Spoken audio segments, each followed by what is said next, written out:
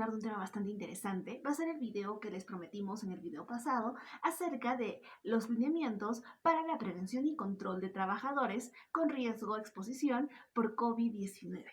Bueno, les comento un poco, pero antes de empezar el video, chicos, ¿quieren recibir información así de utilidad para emprendedores? Por favor, no olviden suscribirse y apoyarnos con un dedito arriba, ya que eso nos ayuda bastante. Para realizar este video nos vamos a guiar de las resoluciones 238 y 265. Nos dicen lo siguiente, el cual nos especifican todos los procedimientos que debemos seguir para poder implementarla de manera efectiva en nuestras empresas. A continuación presentaremos de manera más práctica todos los procedimientos que tenemos que seguir para poder implementarla y que por fin, una vez ya enviada al Ministerio de Salud a través de sus plataformas, nos den la autorización y ya podamos volver a elaborar. Claro, no olviden siempre y cuando estemos en la primera fase o segunda, ya que se acerca, faltan unos pocos días para que acabe el mes de mayo. Así que por favor, todos los sectores estén atentos, ya que este video les va a servir sí o sí. Bueno, continuando con la presentación, empecemos. Lineamientos para la vigilancia, prevención y control de la salud de los trabajadores con riesgo de exposición por COVID-19. Nos vamos a guiar para la elaboración de este manual de la Resolución Ministerial 239-2020 MINSA, al igual que la actualización la Resolución Ministerial 265-2020 MINSA. Cabe resaltar que para poder elaborar este material de el apoyo de consultores de una entidad capacitadora de nuestra región. Prosiguiendo con la información, sigamos. Presentamos la estructura del Plan para la Vigilancia, Prevención y Control de COVID en el trabajo. Como pueden ver, el número 1 es datos de la empresa o entidad pública. Número 2, datos del lugar de trabajo. 3, datos del Servicio de Seguridad y Salud de los trabajadores. 4, introducción. 5, objetivos. 6, nómina de trabajadores por riesgos de exposición a COVID-19. 7, procedimientos obligatorios de prevención del COVID-19. Dentro de los procedimientos encontraremos 7. El primero es limpieza y desinfección de los centros de trabajo. 2. Identificación de sintomatología COVID-19 previo al ingreso al centro de trabajo. 3. Lavado y desinfección de manos obligatorio.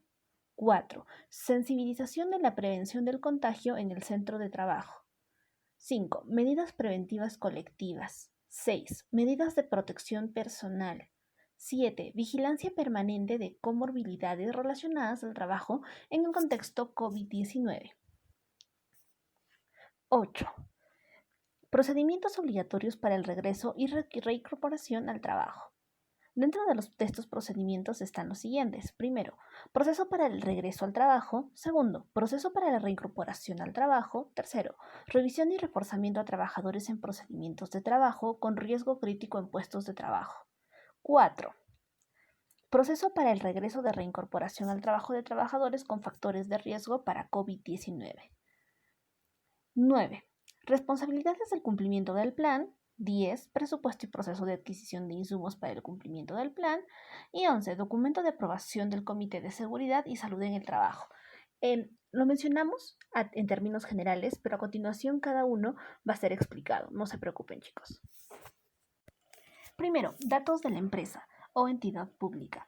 Los datos que vamos a colocar son, primero, razón social, después el número de RUC, tercero, la dirección, cuarto, la región, 5, la provincia y 6, el distrito. Tengamos en cuenta esta estructura, ya que es la que se va a usar para todo. En caso de contar con sedes, como pueden ver, acá está la segunda parte de datos del lugar de trabajo.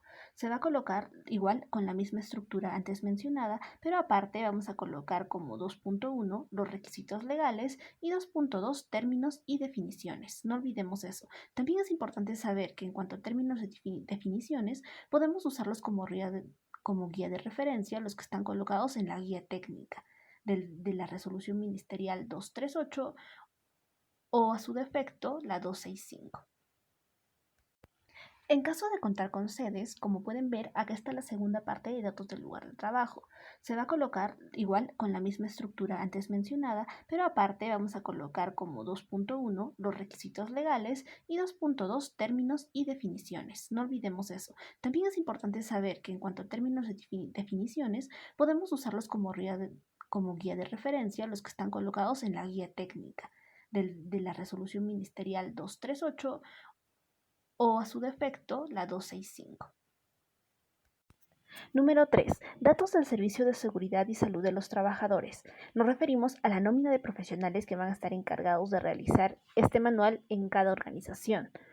Pero tenemos que tener en cuenta lo siguiente. Los centros de trabajo están divididos en 5 tipos. Por ejemplo, empecemos. El primer tipo de centro de trabajo es el siguiente. Son empresas que no realicen actividades de riesgo y cuenten con hasta 20 trabajadores. Solo requerirán de consultoría de un profesional con especialidad en salud ocupacional. El centro de trabajo de tipo 2 son empresas que realizan actividades de riesgo y cuentan hasta con 20 trabajadores. Requerirán de los servicios de una enfermera con entrenamiento en salud ocupacional. Centros de trabajo tipo 3 son aquellos que tienen de 21 a 100 trabajadores. Requerirán de los servicios de una enfermera con entrenamiento en salud ocupacional. Centros de trabajo tipo 4, de 101 a 500 trabajadores, requerirán de los servicios de un médico ocupacional y de una enfermera con entrenamiento en salud ocupacional. Centros de trabajo tipo 5, más de 500 trabajadores, requerirán de los servicios de un médico ocupacional y una enfermera con entrenamiento en salud ocupacional. Dependiendo del tipo de empresa o organización que esté, la persona encargada viendo este video va a tener que definir qué tipo de profesional va a requerir para el apoyo de la elaboración del plan de prevención contra COVID en el trabajo. Va a depender mucho del tipo de empresa que sea. Y como pueden ver en este cuadro, en esta casilla, van a ir respectivamente los nombres, el cargo, la profesión o colegiatura. Debemos considerar lo siguiente. En la variación de la resolución ministerial 265 existen ciertas variaciones ante esta indicación. Miren, en los centros de trabajo tipo 1 solamente van a ser necesarios la verificación de, en este caso, el empleador.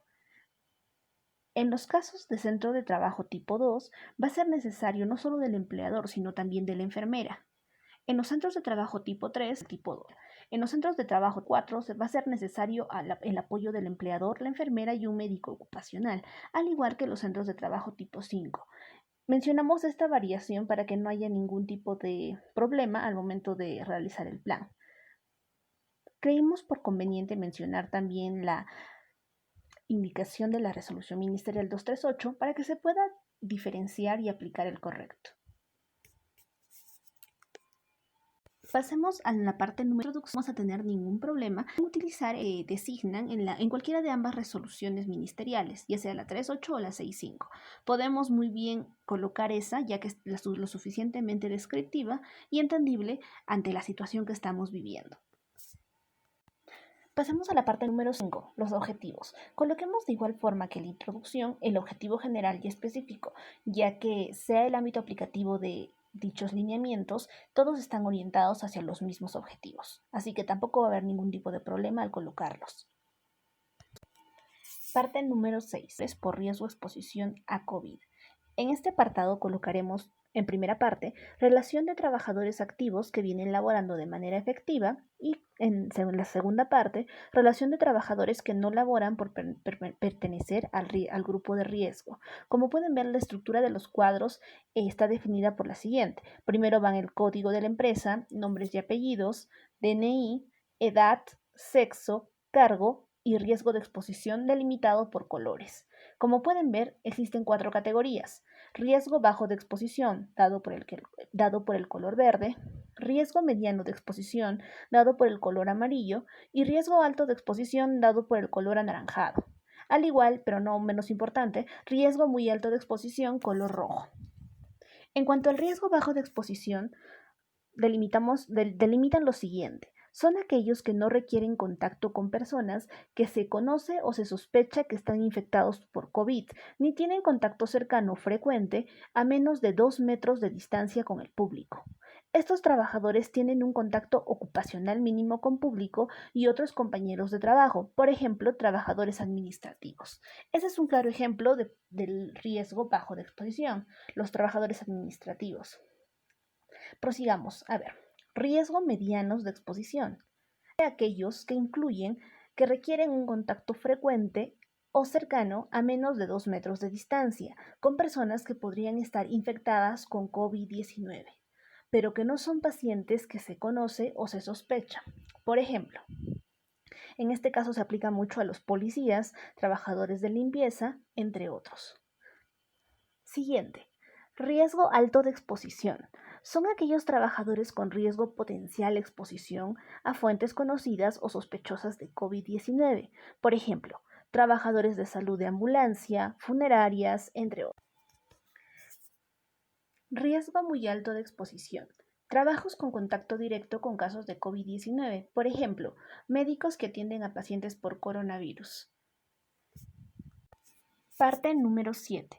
Procedimientos obligatorios de prevención del COVID-19. Dentro de este paso existen 7 lineamientos, los cuales toda organización debe cumplir para poder volver a operar. En la primera parte está limpieza y desinfección de los centros de trabajo, que incluye los insumos, la frecuencia de realización, entre otros. En la parte 2 incluye la identificación de sintomatología COVID previo al ingreso al centro de trabajo, por ejemplo, personal, metodología, entre otros. En la parte 3 encontramos lavado y desinfección, a describir el número de lavables, gel, esquema de monitoreo, entre otros. A la RD número 3, 2020, dada por INACAL, publicada el 6 de abril del 2020. En la parte 4 está la sensibilización de la prevención del contagio en el centro de trabajo. En la parte 5 está medidas preventivas colectivas. En la parte 6, medidas de prevención de personal. Y en la parte 7 nos describen la vigilancia permanente de comorbilidades relacionadas al trabajo en el contexto. Como pueden ver, en la primera parte de limpieza y desinfección de los centros de trabajo va a ser necesario colocar esquemas o herramientas que den a conocer el procedimiento que se va a llevar a cabo en cada organización. En las imágenes que pueden ver acá colocamos distribución de escritorios, distribución de camas, distribución de asientos, como pueden ver en la tercera imagen, de tal manera de que no haya riesgo para el colaborador u operario de contagio en el centro de labor. También colocamos las siguientes indicaciones: fotocopiadoras, manijas, barandas, teléfonos, interruptores, teclados, entre otros. Y también mencionamos la cantidad de veces del día. Acá está colocado, este proceso deberá realizarse por lo menos 2 veces por día. Otra indicación que también colocamos es: se recomienda para la sanitización el uso de hipoclorito de sodio al 0.1%. Otra también que colocamos es mantener provisión continua en los servicios higiénicos con los insumos básicos: agua, jabón líquido, papel toalla, papel higiénico, alcohol, con un mínimo del 70%. Deberá efectuarse la segregación de residuos de oficina implementando los colores de bolsa. Como pueden ver, acá se implementan todos los mecanismos de limpieza y desinfección que aseguren cero contacto en cuanto a posibles contagios. Identificación de sintomatología COVID-19 previo al ingreso al centro de trabajo. Personal, metodología, registro. Como podemos ver, aquí colocamos una ficha de sintomatología COVID. Generalmente, esta va a ser utilizado en todas las organizaciones. Como pueden ver, acá colocamos, los datos personales del trabajador y, una lista de sensaciones que, de ser positivas, indicarían que el trabajador no puede laborar. Por el otro lado, también los datos personales y, la fecha y la firma. Va a depender mucho de la empresa establecer la frecuencia de aplicación del mismo, pero como modelo aplicativo les mencionamos y les mostramos la ficha realizada, les mostramos la ficha realizada por nuestra empresa. Procedimiento 3. Lavado y desinfección de manos obligatorio. Es necesario establecer el número de lavaderos, los alcoholes distribuidos, los geles a utilizar, el esquema de monitoreo. Como pueden ver, acá tenemos una ficha de ilustraciones que nos explican cuál es el correcto lavado de manos, y al costado establecemos el lavado de manos correcto, descrito de manera que todo el personal pueda ser entendido, puede entenderlo al momento de la capacitación dada. Ejemplo: Es obligatorio el lavado de manos y desinfección con una duración mínima de 20 segundos al ingresar a las habitaciones comedor. 2. Todo trabajador obligatoriamente antes y después de iniciar sus labores deberá lavarse las manos. 3. Todo trabajador deberá lavarse las manos antes y después de comer, después de ir al baño, después de toser o estornudar. Secarse con papel toalla y antes de desecharlo, abrir las perillas de las puertas con el mismo papel para luego desecharlo adecuadamente. Use un desinfectante para manos a base de alcohol en gel con un mínimo del 70% de alcohol. En la parte superior de cada uno de los lavados o desinfecciones, deberá indicarse mediante carteles la ejecución adecuada del método de lavado correcto o uso de alcohol en gel para la higiene de manos. Al toser o estornudar se deberá cubrir la boca y la nariz con papel desechable. Es muy importante tomar en cuenta que mientras más explicativo y didáctico sea en la guía, más entendible será para el trabajador. Es demasiado importante asegurarnos de que sea lo más entendible para todo operario. Punto número 4. Sensibilización de la prevención del contagio en el centro de trabajo. Más que nada acaba ahí la descripción del material a utilizar. Como pueden ver, colocamos los objetivos, el alcance, la descripción de cada punto a tratar y claro, como pueden ver los anexos de cómo se va a usar las herramientas que describen cada procedimiento descrito. Colocamos acá los ejemplos, como pueden ver la primera parte teórica, la segunda parte de los anexos y bueno, al igual que las fichas y registros de sensibilización de las capacitaciones dadas al personal. Debe ir acá la frecuencia, los puntos clave, las herramientas a usar, la descripción bien definida para que la aplicación sea totalmente correcta. Punto número 5. Medidas preventivas colectivas. Como pueden ver acá colocamos ciertos puntos importantes a tomar en cuenta en la descripción de nuestro plan. Ambientes adecuadamente ventilados con renovación cíclica de volumen de aire, distanciamiento social de 1 metro entre trabajadores, reuniones de trabajo y o capacitación deben ser preferentemente virtuales, protección de trabajadores en puestos de atención al cliente mediante el empleo de barreras físicas, por ejemplo pantallas o mamparas para mostradores, además de mascarillas correspondientes. Limpieza y desinfección de calzados. Evitar aglomeraciones durante el ingreso y la salida del centro de trabajo. Se controlará la temperatura corporal de cada trabajador. Todo trabajador deberá mantener al menos 1 metro de distancia entre una y otra persona. Cada colaborador deberá hacer uso de su propio bolígrafo y útiles de escritorio. Todo personal, queda prohibido compartir el uso de un mismo equipo de teléfono, Todo trabajador deberá mantener al menos 1 metro de distancia entre una y otra persona. Cada colaborador deberá hacer uso de su propio bolígrafo y útiles de escritorio. Queda prohibido compartir el uso de un mismo equipo de teléfono, herramientas, máquinas. Todo personal que presente síntomas de resfríos u otra de salud deberá reportar de manera obligatoria al área de salud y evitar la automedicación. Se entrevistarán a los trabajadores que presenten síntomas de resfrío común. Punto número 5. Medidas preventivas colectivas. Como pueden ver acá colocamos ciertos puntos importantes a tomar en cuenta en la descripción de nuestro plan. Ambientes adecuadamente ventilados con renovación cíclica de volumen de aire, distanciamiento social de 1 metro entre trabajadores, reuniones de trabajo y o capacitación deben ser preferentemente virtuales, protección de trabajadores en puestos de atención al cliente mediante el empleo de barreras físicas, por ejemplo pantallas o mamparas para mostradores, además de mascarillas correspondientes. Limpieza y desinfección de calzados. Evitar aglomeraciones durante el ingreso y la salida del centro de trabajo. Se controlará la temperatura corporal de cada trabajador. Todo trabajador deberá mantener al menos 1 metro de distancia entre una y otra persona. Cada colaborador deberá hacer uso de su propio bolígrafo y útiles de escritorio. Todo personal, queda prohibido compartir el uso de un mismo equipo de teléfono, Todo trabajador deberá mantener al menos 1 metro de distancia entre una y otra persona. Cada colaborador deberá hacer uso de su propio bolígrafo y útiles de escritorio. Queda prohibido compartir el uso de un mismo equipo de teléfono, herramientas, máquinas. Todo personal que presente síntomas de resfríos u otra de salud deberá reportar de manera obligatoria al área de salud y evitar la automedicación.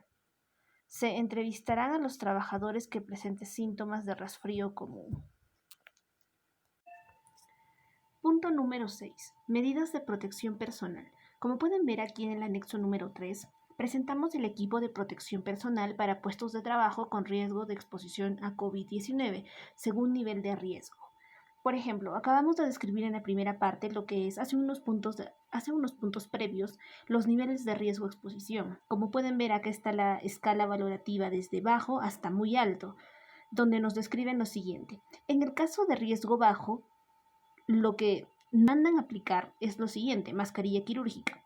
En el nivel de riesgo mediano de exposición, al igual que el alto de exposición, en los cuales no solo nos piden, el uso de mascarilla, sino también nos cambian el tipo de mascarilla. Por ejemplo, aquí obligatoriamente es el respirador N95 quirúrgico, al igual que gafas de protección, guantes para protección biológica y traje de protección biológica.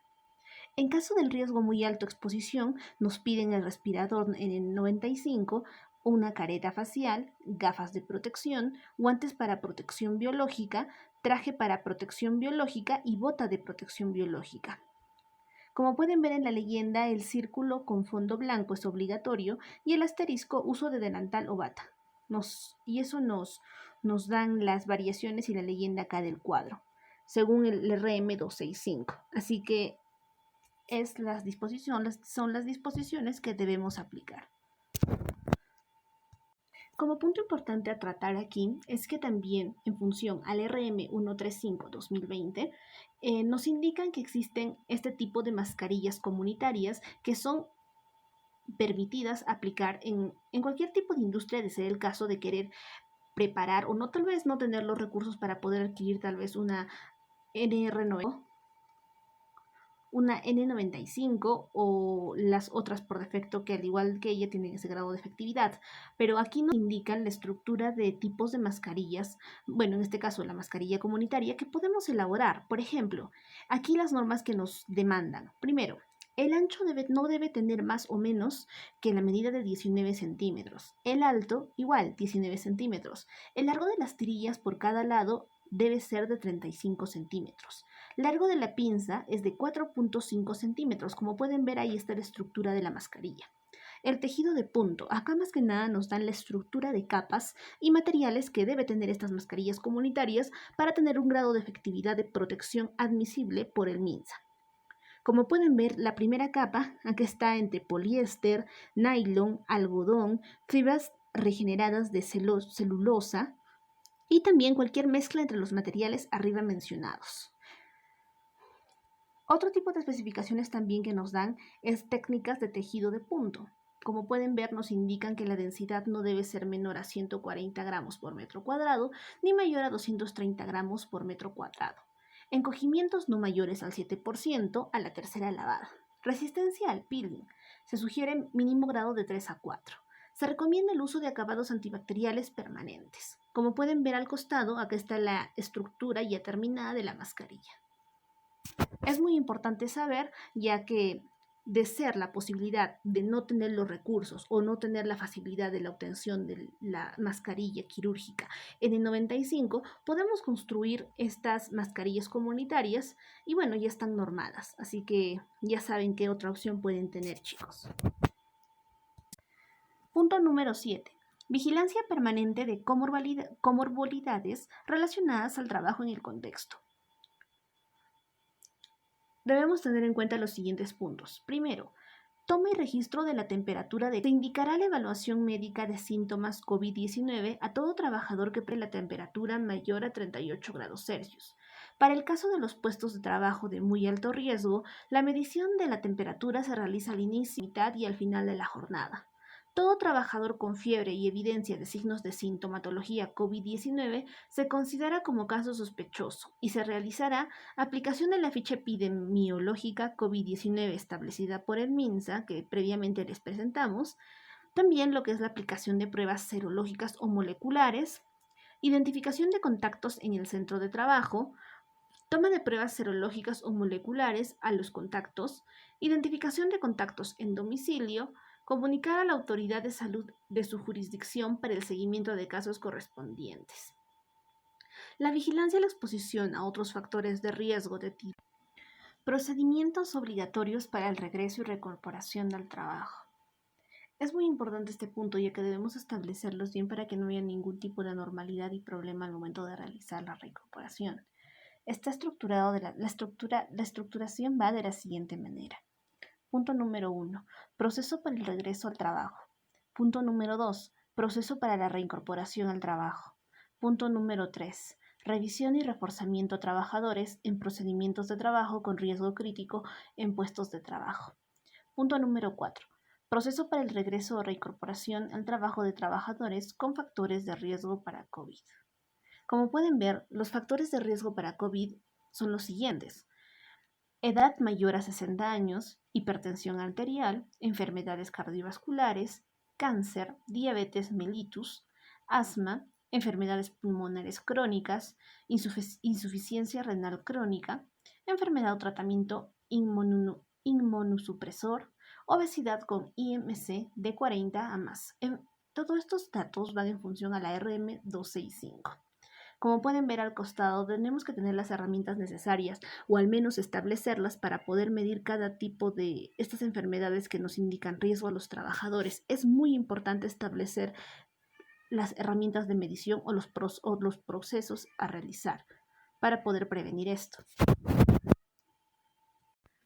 Como pueden ver, acá adjuntamos la estructura del plan netamente aplicativo para que puedan guiarse del modelo y hacerlo de la misma manera. Punto número 9. Como pueden ver, es necesario especificar cuáles son las responsabilidades de cada trabajador, estructurándolos por funciones y por obligaciones dentro de la empresa.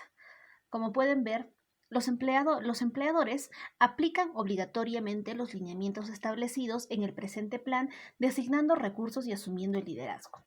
Trabajadores cumplen y coadyuvan la implementación de lo dispuesto en el presente plan.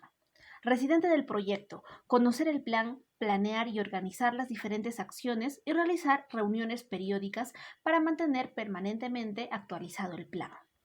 Jefe de supervisión, garantizar el cumplimiento del plan asegurando los medios administrativos, técnicos y logísticos necesarios para su implementación, manteniendo y puesto en marcha.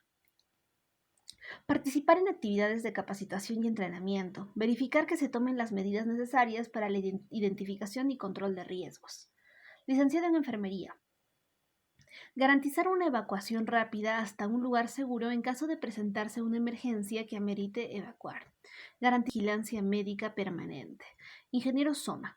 Asegurar el cumplimiento y participar en actividades de capacitación y entrenamiento. Estadística en relación a los casos sospechosos, confirmados y personal de alta.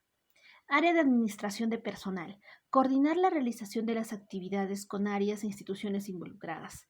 Médico ocupacional. Actualizar los protocolos y procedimientos obligatorios de prevención del COVID-19. Realizar el seguimiento de los trabajadores que requieran controles médicos ocupacionales.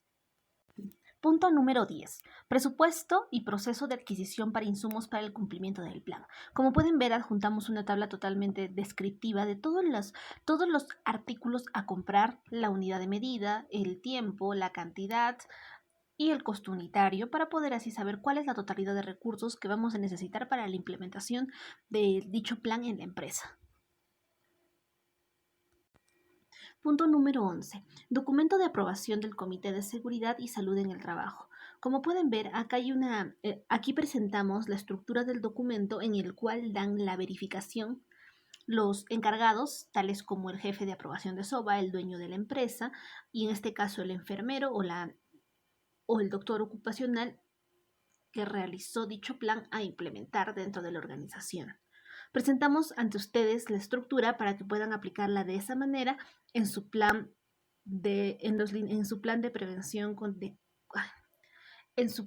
prevención en el plan de prevención implementado.